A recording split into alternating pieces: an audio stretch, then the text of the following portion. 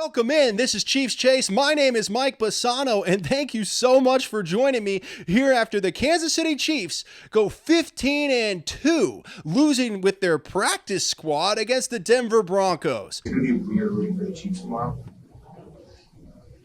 I wouldn't say weird. We know the situation. I don't know how many guys are playing for them. Hopefully some, but we'll see. Yeah, you never want to lose. Yes, 38-0 was a disaster to watch. I watched that game from beginning to end, hoping to find some kind of silver lining for the backups and not want to have every single one of them cut before next season. I watched the entire thing, and it was absolutely brutal. Most people went out, made snow angels, maybe some snowmen, maybe shoveled their driveway. I sat and I watched that whole game. It was awful. However, knowing what we know now, because the Bengals won and the Dolphins lost, now it doesn't seem too bad. We'll get into all of that. Also, we're not going to spend a lot of time on the game. I think I only have a couple of takeaways from this game. And then after that, we're going to dive into the playoff scenarios for the Kansas City Chiefs and everything that we can expect from this team going forward, which I think is phenomenal. But there's a lot of that to get to. But first, there's a couple takeaways from the game. We'll get to that here in just a second, but I think the number one thing that everybody's been thinking about for the Kansas City Chiefs is, oh my God, the Chiefs just solidified themselves as number one seed so well to a point where they could pull all of their starters, go out against the Broncos with zero game plan, and just end the Bengals season. That's how dominant the Kansas City Chiefs are. They're so good that not only are they number one, they had a chance to lock up that number one seed on Christmas. So today, they got to sit back, have no game plan, put their starters out there, and make sure that Joe Burrow and Jamar Chase go to bed tonight with tears in their eyes, knowing that no matter how well they played this year, the Bengals are out of the playoffs. And it's always a good day when it's a bad day for Jamar Chase. He hates the Chiefs hate Jamar Chase. There is no love lost between number one on the Cincinnati Bengals and the Kansas City Chiefs. So anytime you know for a fact the Chiefs have ruined the day of Jamar Chase, that is a beautiful time and a time that I wouldn't give up for anything. I wanted the Chiefs to win against the Broncos because I hate the Broncos, but I understand what they did. You couldn't put together a really good game plan for this team. This was a glorified preseason game for the Chiefs because not only did they have to play their backups, they couldn't come out there with any kind of real game plan because the Chiefs might see the Broncos in 2 weeks. The divisional round, if the Broncos win in Buffalo, which I believe they will, I think the Broncos go to Buffalo and beat the Bills and then end up in Arrowhead for the second round of the playoffs where I think the Chiefs take care of them. But that's very important because today the Chiefs showed zero tendencies. The most vanilla game plan you could ever possibly imagine because not only did they have backups, but you can't show the Broncos any tendencies. You can't show them any game plans. So Andy Reid, Matt Nagy, Steve Spagnuolo, they came out there with no game plan. It looked like the fourth quarter of a preseason game for an entire regular season NFL game. And the only reason the Chiefs are able to do that is because they're so dominant, they have the number one seed locked up on Christmas. That's the beauty of the 2024 Kansas City Chiefs going into this 2025 postseason. They're so dominant that they're able to skip multiple games. Now, the downside of that, you got like 24 days where nobody's playing meaningful games. That stinks, right? It stinks. You don't want to go that long without playing meaningful games. But when you weigh that problem, which is a real problem, but when you weigh that problem against the possibility of somebody getting injured against the Broncos, it's a no-brainer. Bench everybody, move on.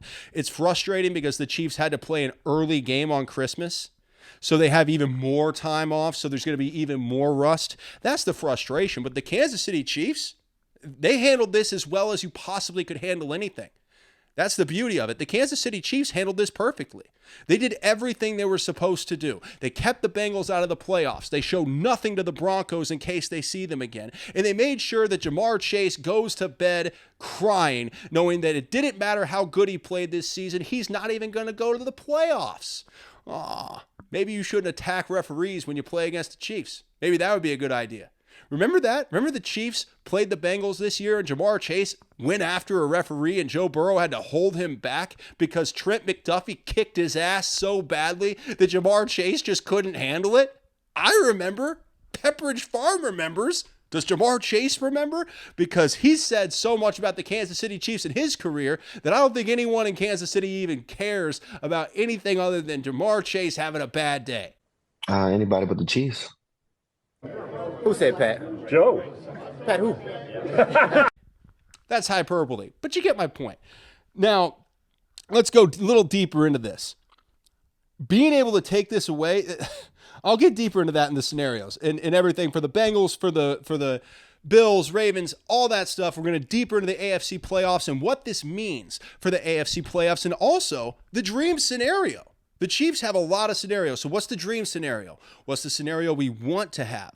What's the likelihood of those scenarios? And what is the most likely scenario? We'll go through all of those today because I'm fired up for the playoffs, man. Now that the AFC is solidified, it's solidified in a great way.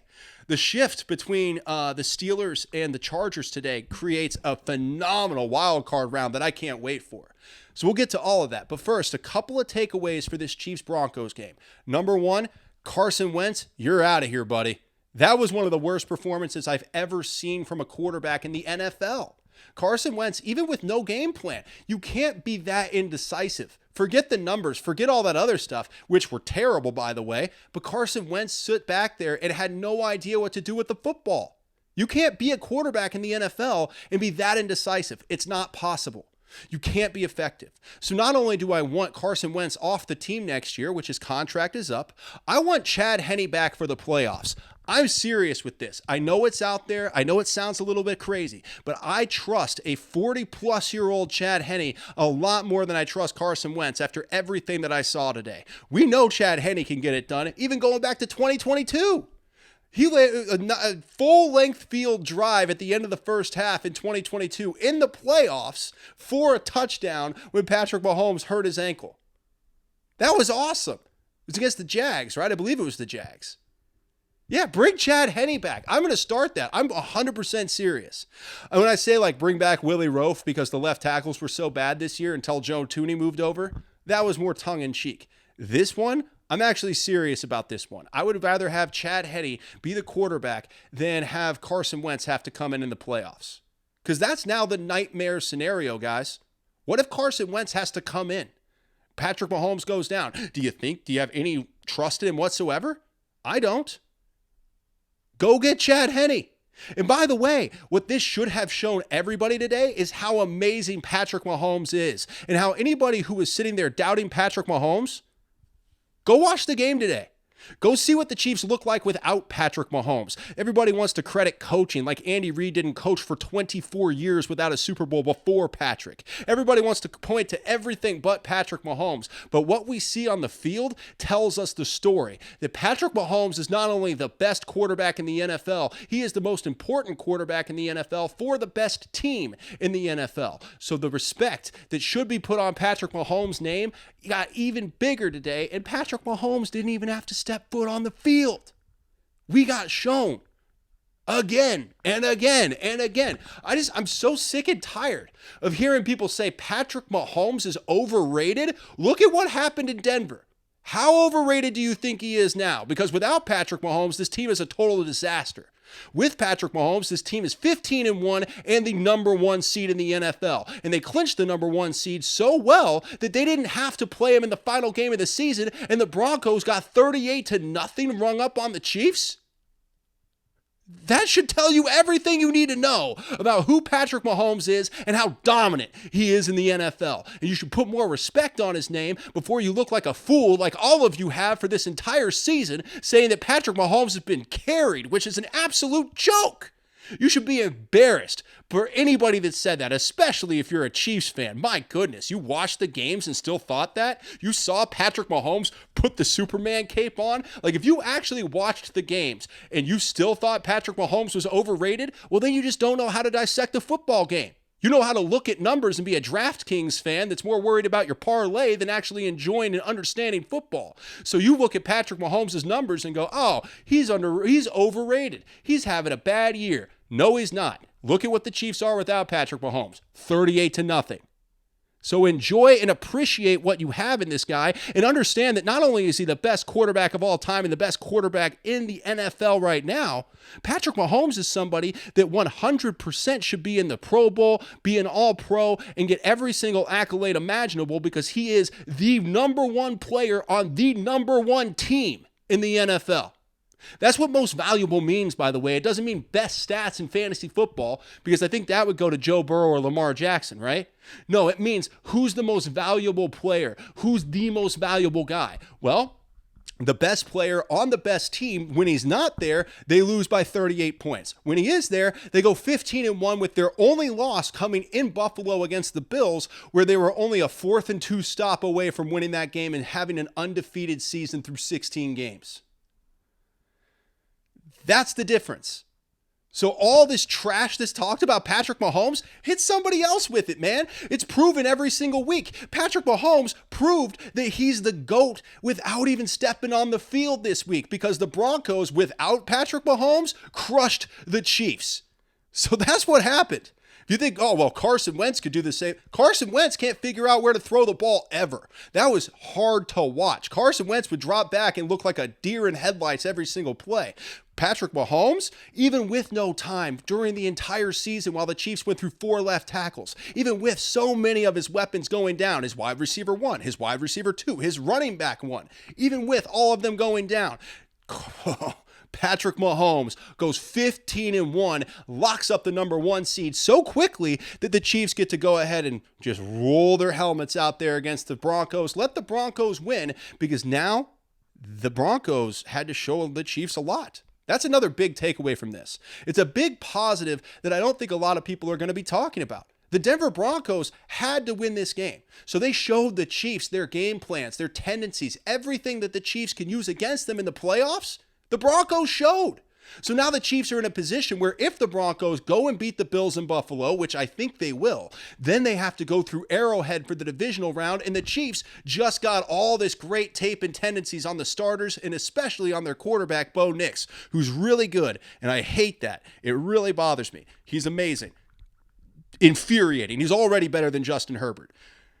And that infuriates me. But now the Chiefs have a bunch of tape on him on a game where they didn't show the Broncos anything. 0 game plan, 0 starters. That's the huge upside of this game. And it shows how smart Andy Reid and the Chiefs are. Everything about this game is a positive other than Carson Wentz and the next player that we have to talk to, the final player that we will talk about in this game. I think you kind of already know if you pay attention to the last few weeks. Harrison Butker's a concern. I'm sorry. I love Harrison Butker. He has made incredible kicks for the Kansas City Chiefs, one of the most clutch kickers in the history of football, and the best kicker in the history of the Kansas City Chiefs that has won multiple Super Bowls and conference championships with last-second field goals. Harrison Butker deserves all the benefit of the doubt in the world. All that said, to say I'm not concerned about how Harrison Butker has looked since coming back from IR would be an absolute lie. He is a concern. You have faith in him. You got to give him a chance. You got to let him go out there in the playoffs and show us that he can be the same guy that he's always been in the postseason. But to say that I'm not concerned would be a complete bald-faced lie. I am concerned about Harrison Butker. I think most Chiefs fans now, after seeing Harrison back from IR and how much he struggled, we're concerned. This is a guy that's going to play in, look, the playoffs are a situation where you have to have close games. And you have to have a great kicker that can make big games happen, make big kicks in the big moments.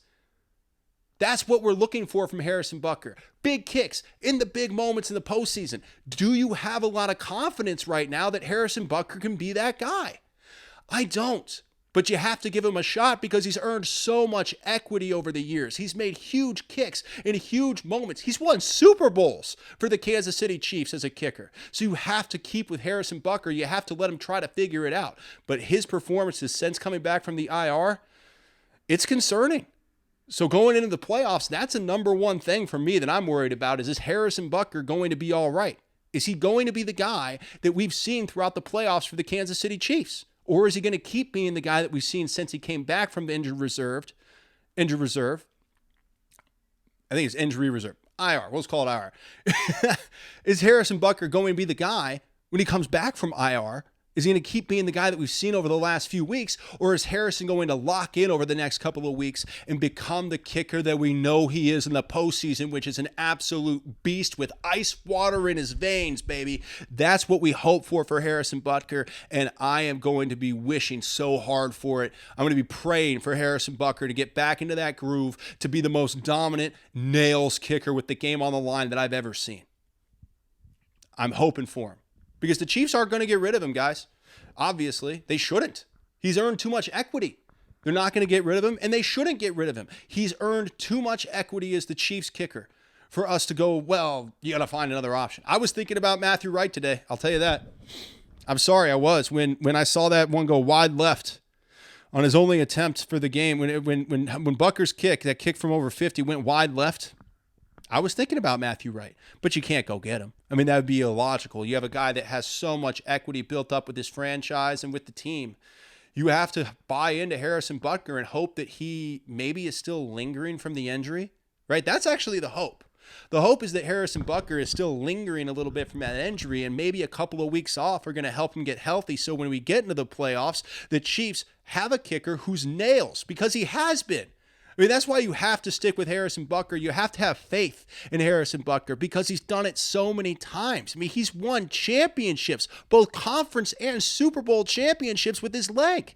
So you have to believe that he has a really good chance of getting it right in the next 2 weeks before the divisional round. But that is a huge, huge thing to watch for the Kansas City Chiefs going forward.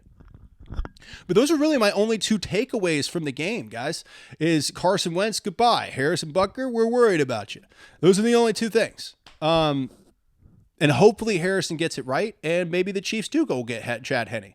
I don't think they will. I think that's more of a pie-in-the-sky dream for me, but I'll tell you what, watching Carson Wentz today, I don't know how you could have any confidence in him coming in if Patrick Mahomes goes down. I'm just serious. I don't think you have any confidence. I have no confidence in him. It wasn't just the game plan, too.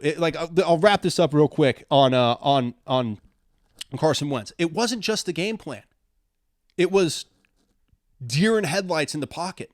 Like, it was hard to watch. The times he got sacked, most of the times he got sacked, like that play where he almost fumbled, where he scrambled out to the left, set up the throw, and then he gets hit and almost fumbled. How do you not feel that guy? He was running free for like 7 yards. How do you not notice that he's running straight at your face from set? Do you not have peripheral vision? Carson Wentz has been eating for 7 years off of one really good season in Philly. Other than that, he's been pretty much a disaster. With very rare exception, Carson Wentz has been a total, absolute disaster. And the Chiefs need to move on from him as soon as possible. This offseason, absolutely. But if you can get Chad Henne in, I would 100% support that. I'm lobbying for it. All right, now let's get to some bigger picture things. Let's see. What do we want to start with? Let's start with Josh Allen. I want to go with Josh because here's the thing about Josh Allen today. He came out so he could get his 115th consecutive start. He didn't need to play against the Bills, but they started him and then took him out with 13 minutes and 40 seconds left in the first quarter. A minute and 20 seconds into the game, they pull Josh Allen out. He gets a nice curtain call for his 115th consecutive start because stats like that matter to people who don't win Super Bowls. If you don't win Super Bowls, you really care about a consecutive start record or an MVP. But the Chiefs are focused on the actual goal, which is a Lombardi trophy. And that's something that other teams just don't understand.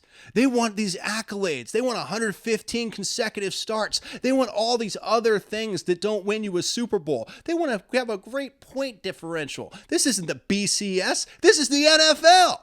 Point differential doesn't mean anything. You know what means something? Being so good that you win 15 out of 16 games and you get to go ahead and rest your starters with the number 1 seed locked up in week 18 so that you can go ahead and let the Broncos have their win, knowing that if they do beat the Bills in Buffalo and come to Arrowhead, you have plenty of tape on them and they have nothing on you.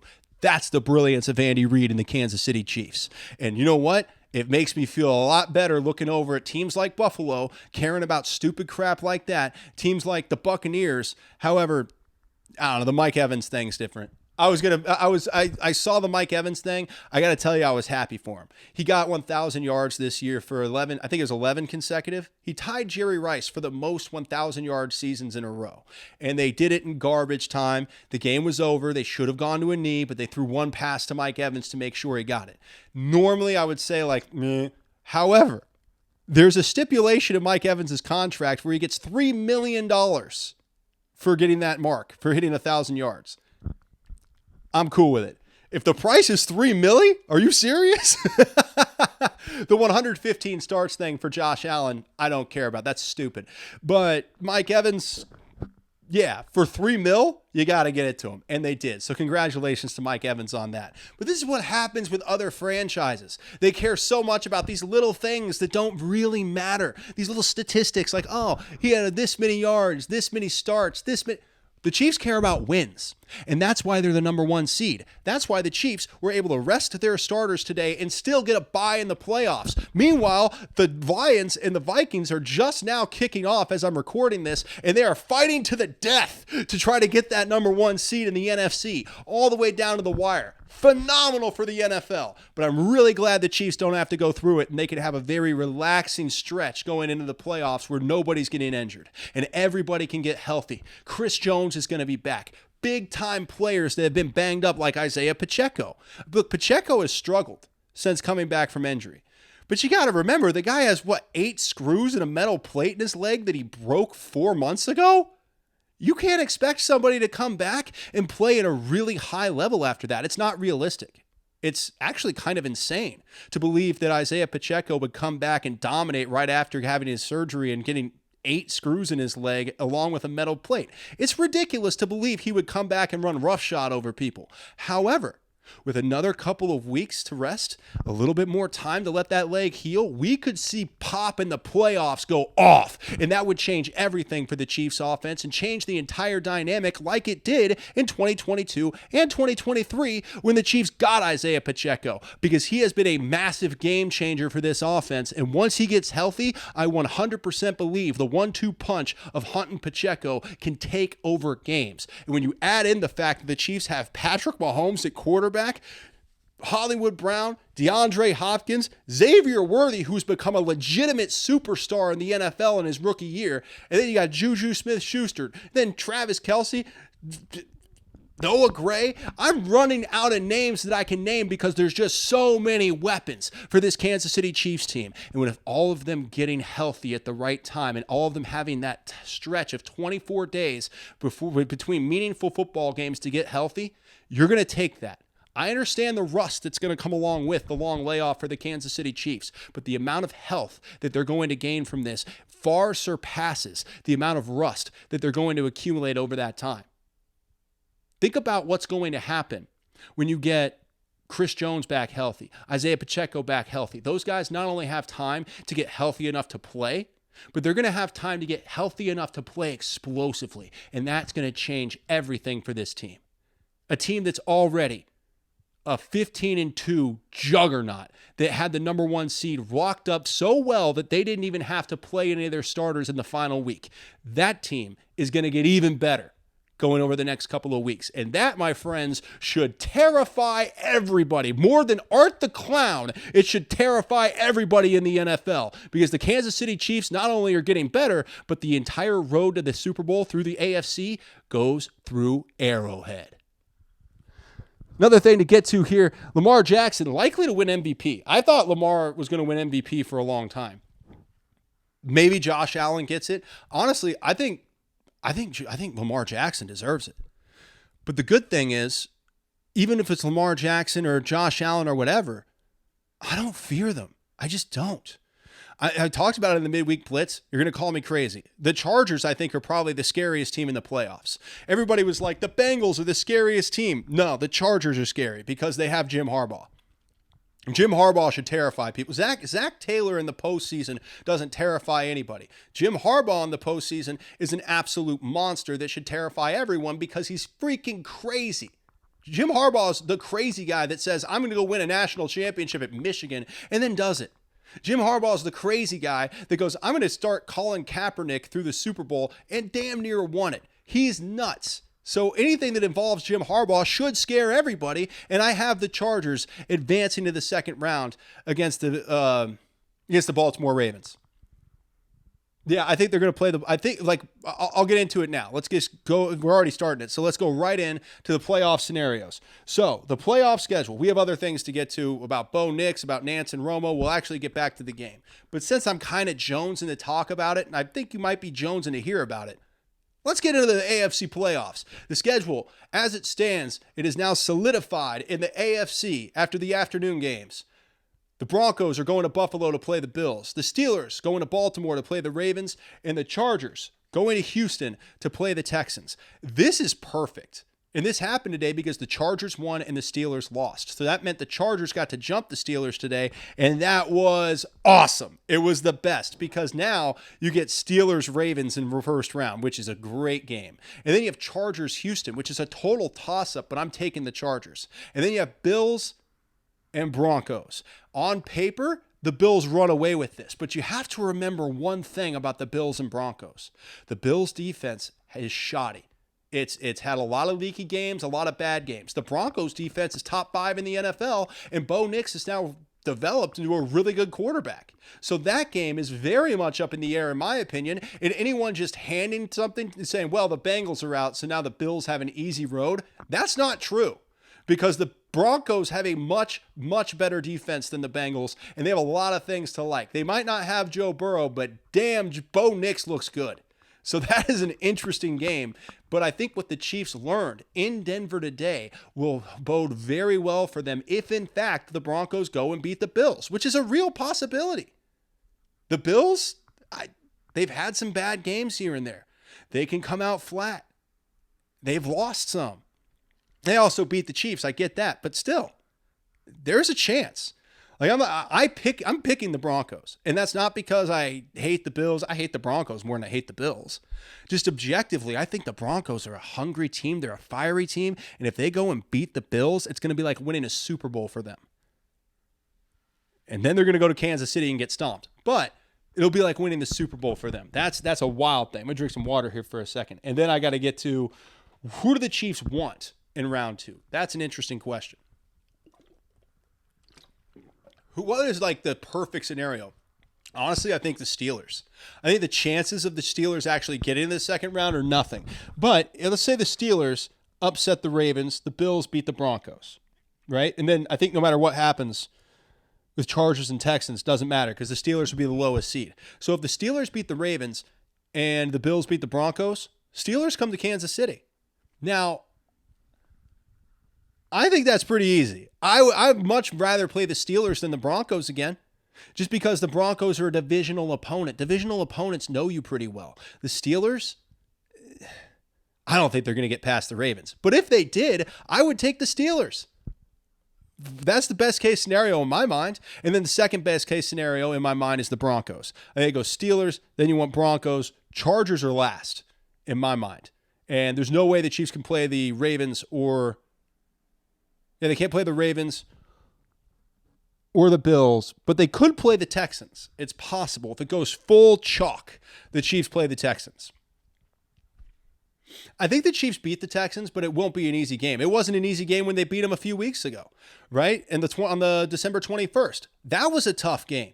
So I don't necessarily know if there's an easy game in the AFC, but I do know that the Chiefs have played every team in the AFC and beaten all of them except on the road against Buffalo. And if the Chiefs see Buffalo again, Buffalo has to come to Arrowhead where the Chiefs haven't lost a game all year, and they're going to have a really tough time in Kansas City. So if the Broncos do end up losing to the Bills, and then the Bills move on to the AFC Championship, the Chiefs will get a rematch against the Bills, and I 100% expect Patrick Mahomes to be 4-0 against Josh Allen.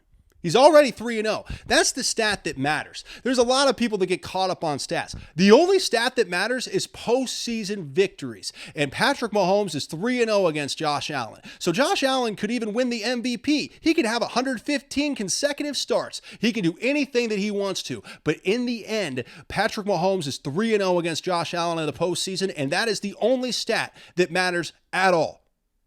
Point differential, get out of here. Points scored per game, get out of here. Touchdown passes, touchdowns overall, defensive prowess, none of that stuff really matters unless you're trying to hit a parlay. What actually matters is, do you have the number 1 seed? Are you the best team in the NFL? And do you play well in the postseason? Check, check, check. Chiefs, Chiefs, Chiefs. That's why I'm confident. You might think it's overconfidence. I don't. I honestly don't think I'm overconfident at all. I think people lose confidence because we're Kansas City. It's a thing, man. It's a thing. And I've seen skits about it online that are actually really funny. But it's about how, like, we're waiting for the other shoe to drop as Chiefs fans because we've been through too much. I've been a Chiefs fan. I grew born and raised in Kansas City. My dad's had season tickets since 1983. Over 40 years of season ticket holding. That's what my dad has. So, over 40.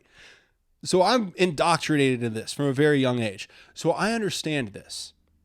I understand that we're kind of waiting for that other shoe to drop as Chiefs fans sometimes. We're like, well, this is really good. This whole dynasty thing is really good, but maybe it's going to end soon. It's been that way. The Chiefs have won 3 Super Bowls in the last 5 years, and people are still worried. And here's the deal. Been to 4, by the way. It's understandable because of what you've been through, is what we've all been through as Chiefs fans. I've kind of shaken that off, though, because I understand that's what's going on. You have to enjoy this moment. We are living the good old days for the Kansas City Chiefs. We're right there right now. What the Patriots fans are reminiscing about right now, we're living it. So you have to enjoy this. You have to be confident. Don't be sitting around scared for the other shoe to drop. Oh, when is it going to end? Well, someday it's going to end. So enjoy it. Enjoy every second of this process. Enjoy being the number 1 seed. Enjoy every other fan base hating you because you're too good. And let them whine and make excuses. Oh, I hate the Chiefs because of the referees. I hate the Chiefs because the NFL is rigged. No, you hate the Chiefs because they're good. The same reason I hate Bo Nix is because he's good. I wanted Drew Lock to get a lifetime contract in Denver. He's nice, he's fun, and he's not a threat. I love Drew Lock in Denver. Bo Nix, hate him. Why? He's good. That's the only reason. But at least I'm not delusional into why I hate Bo Nix. I hate him because he's good, and I hate the damn Broncos. So that's what's going on. So enjoy this moment that the Kansas City Chiefs are the top dog in the NFL, and nobody can take that from them. We are living the good old days. Who cares about a 38-0 loss against your practice squad? The Chiefs are the most dominant team in the NFL, so dominant that instead of having a Sunday night showdown for the number 1 seed like the Vikings and the Lions, they got to coast through the final week and still have the number 1 seed. Unlimited. I don't know why I just said unlimited. I just got Russell Wilson in my head for no reason. So what else are we getting into? We got a few things. Nance and Romo. Let's get to Nance and Romo from the game today.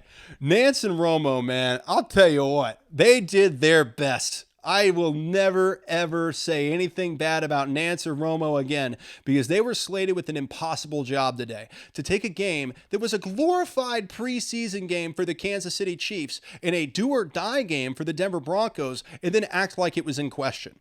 That's the hardest thing to do, but it's their job. They work for CBS. Their job isn't to tell you the truth. It's to keep you watching. So they're like, oh, it's like 24-0. And they're like, well, this might end up being, the Chiefs have come back from worse than this. It's like, Carson Wentz hasn't. And I will say this. This is my only bone to pick with Tony Romo. It's the only issue I had throughout the entire game is Tony Romo saying that Steve Spagnuolo had a bad day. Well, it's a tough day for Steve. No, it's not. It's not a tough day for Steve Spagnuolo, Tony Romo. You're talking out of your ass. He shouldn't give a game plan to the Denver Broncos. If Spags started doing a bunch of blitz disguises and disguising coverages and coming after Bo Nix, well, then if the Broncos beat the Bills and the Chiefs see them in the divisional round, then Sean Payton already knows all of his tendencies. With a vanilla game plan today, Sean Payton knows nothing about what Steve Spagnuolo wants to do on defense. And that is the brilliance of Steve Spagnuolo. You go out there with a vanilla game plan, let your backups get shredded, see who might be on next year's team and who might need to be cut, and then you just move on to the playoffs with nobody having any the wiser about what you actually want to do. Steve Spagnuolo did an incredible job today as defensive coordinator of the Kansas City Chiefs. And I know that people look at 38-0. What are you talking about? He showed them nothing. It's a meaningless game. I understand it's Tony Romo's job to sit there and pretend that this game matters because he works for CBS and they want people to keep watching. But in no world did Steve Spagnuolo have a bad day at Denver. He had a great day of showing the Denver Broncos nothing, which is exactly what the goal was for the Kansas City Chiefs today. And that became clear about 30 seconds into the game. And then it was just sit back, enjoy it, and accept the fact that the Chiefs are going to get stomped, but they're still going to be the number one seed because that's all that matters. Being the number one seed and showing the Broncos nothing in case you see them again. That was the goal today. And I think Steve Spagnuolo and Andy Reid did a phenomenal job of that, along with Matt Nagy, creating a game plan that was so vanilla, there isn't a chance in hell that the Denver Broncos could use any tape from what they got today. So if the Broncos go to Buffalo and they beat the Bills, they're at an extreme disadvantage coming to Arrowhead the following week. But other than that part by Romo, I think Nance and Romo did a really good job. They did their best, man. It's a tough job. Like I know I used to be a broadcaster for a living. I used to do this for a living for radio stations, TV stations in Kansas City and other places as well. But I did it for 3 years in Kansas City covering the Chiefs. I interviewed Patrick Mahomes right after he was drafted because I covered them in 16 and 17. And I stopped like 3 months before the season started in 18. So before Patrick Mahomes started his first year, I was out, which, yeah, bad time to leave. But I also covered them in 2012, 2013. So I was my first interview on draft day. I did a lot of interviews, but the first person I interviewed right after he was drafted was Travis Kelce, which is pretty cool, right? The guy ended up being a Hall of Fame tight end, one of the greatest of all time. My opinion, the greatest of all time, but unquestionably one of the greats in the history of the tight end position. I got to interview him right after he was drafted. That was cool. So there's a lot of cool stuff that's happened throughout these years for the Kansas City Chiefs. I got lost in nostalgia there and forgot my point. Sorry about that. What's the thing? Oh, Nance and Romo. There we go. Sorry, I got caught up. But I still know a lot of these guys. And it's a hard job when you have a game like that, man. It is tough. So I know a lot of people I saw on Twitter were like, or X or whatever they call it now. I saw a lot of people like crushing Nance and Romo, like, oh man, they're acting like this is a real game. It's like, yeah, that's their job. Their job is to keep people engaged. And then they really went hard in on the Broncos love because they know all the Chiefs fans are already outside. The Chiefs fans are out there shoveling snow, doing snow angels, building snowman. So CBS had to be more Broncos focused. That's frustrating for someone like me who watches the entire game no matter what, but it's their job, man. They did their job very well, aside from Romo saying that Spags had a bad day. That was triggering for me because he didn't. Moving on. We've done the AFC playoff schedule. We've done a lot of things actually on this. I will say, I want to go back to the Bengals here for a second. My favorite thing about all of this day, my favorite thing about the entire game, my favorite thing about this entire week is that everything played out perfectly for the Kansas City Chiefs to ruin the entire postseason hopes of the Cincinnati Bengals. That I know Jamar Chase is going to go to sleep tonight knowing that the Kansas City Chiefs ended his season. They ruined him by just not playing their starters or having a game plan and letting the Broncos win. How awesome is that? Because at the end of the day, ruining Jamar Chase's day is more important to me and all of Kansas City than beating the Broncos. Well, that's not true. I said it and I was like, I still wanted to beat the Broncos because I don't fear the Bengals, but I understand. The silver lining of that, though, Jamar Chase, bad day. Joe Burrow, bad day. It's a bad day to be a Bengals fan. The scariest team in the NFL. That's ridiculous. I'm more scared of the Chargers. I'm a little bit more scared of the Broncos now. I don't know. They look pretty good. I know it was a preseason game and all that stuff, but Bo Nix is real, man. And that's not just today. Bo Nix has been real for a while. And that defense you have Bo Nix in a top 5 defense, you got a shot. So the Broncos are, in my mind, a bit of a scarier team than the Bengals because the Bengals have a bad defense. And in the playoffs, defense is huge. The Chiefs have a great defense, also awesome. Their stats are skewed because they lost the game and all that stuff, so that kind of sucks because they had the number 2 scoring defense in the NFL, and now, obviously, after giving up 38 points today, they're going to drop a little bit, but that's fine. It's all about Super Bowls. All those stats, yeah, we like them sometimes, but all those stats are worthless compared to Super Bowls. One more thing to get to. The Josh Allen versus Patrick Mahomes debate is so laughable in my mind because everybody wants to point to Josh Allen as if he's good or as if he's the best, right? Bills fans have tried to make Josh Allen the GOAT for years. And for years, every time Josh Allen plays against Patrick Mahomes in the playoffs, he loses. 3-0. That's the only stat that matters. You can throw out all these other stats about rushing and total touchdowns. No one cares. There's one stat that matters. 3-0. That's Patrick Mahomes' playoff record against Josh Allen, and it's not changing. It's only going to move to 4-0 if the Bills are lucky enough to make it to the AFC Championship and play against the Kansas City Chiefs. So I don't want to hear everything about Josh Allen. Oh, he has 115 consecutive starts. He should win the MVP. This obsession that people have with trying to make Josh Allen better than Patrick Mahomes is one of the most ridiculous things I've ever heard. Because you can point to all the ridiculous stats you want to, all the poverty franchise stats that people care about, like 115 consecutive starts. Yeah, point to all of that. You know who cares? Nobody. Because the only stat that matters is 3-0. And that's Patrick Mahomes' record against Josh Allen in the playoffs. That's all that matters. And the number one thing that matters is winning. And the Chiefs are doing that. So, yeah. I just wanted to touch on that because of how much Josh Allen was talked about today. God, ad nauseum. I was dying.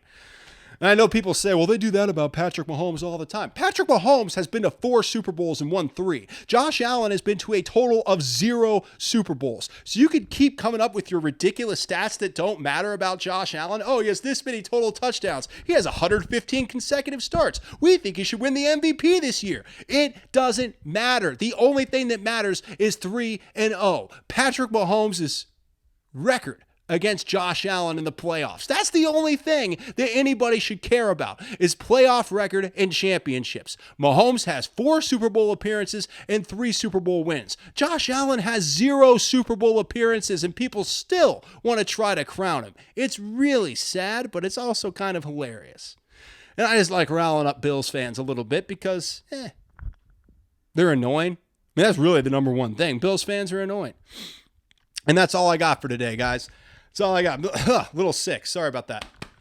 Been a little sick today, but hopefully you still enjoyed the show because I still really enjoy doing it for you guys, man. I love doing this. Thank you so much for joining me on this journey this season. I love doing this show. I love doing my thing my way, and it means the world to me to get all of your messages, all of your follows, your comments, everything that you guys do, everything that you guys give me as far as enjoying the show. It's all I've ever wanted. Is to do a show that's my show, my way, and have you guys connect with it. It's the only thing I've ever wanted. So thank you, because this has been my favorite season in the history of Chiefs football, and I have been watching them for a very, very, very long time. Probably longer than some of you think. I love this game. I love this team, and I'm going to do this show for the rest of my life. Even if 3 people listen, you're going to get the best show I have for the rest of my life. I 100% promise that to you. Thank you for this journey. Thank you for joining me on it. I'm Mike Bassano, and this has been Chiefs Chase. We won't even talk about the score or the record because they're irrelevant. The Kansas City Chiefs are the 1 seed in the playoffs, and the playoffs start next week. We'll hit you with the midweek blitz because I'm just going to keep doing it. Midweek blitz, show, midweek blitz. So we'll have like 3 more shows before the Chiefs play. Don't care. Going to keep doing it. Wait. Yeah, 3 more shows. Midweek blitz. I'll do one after we know who's going to be playing the Chiefs this Sunday. Because after we find out who's going to be playing the Chiefs Sunday, I'll do a show then too. And then I'll do another midweek blitz, and then we'll be back after the Chiefs play in the divisional round. So we're going to just keep it going. So please like, please subscribe, please share, do everything you can to try to help this show out because it is very much just a very small show, but it's a lot of passion involved in this show, and that has to do with you guys. And everything that you give me makes me fired up to do another show every single time I get the microphone on. So thank you. I appreciate you. Happy New Year, and have an awesome week.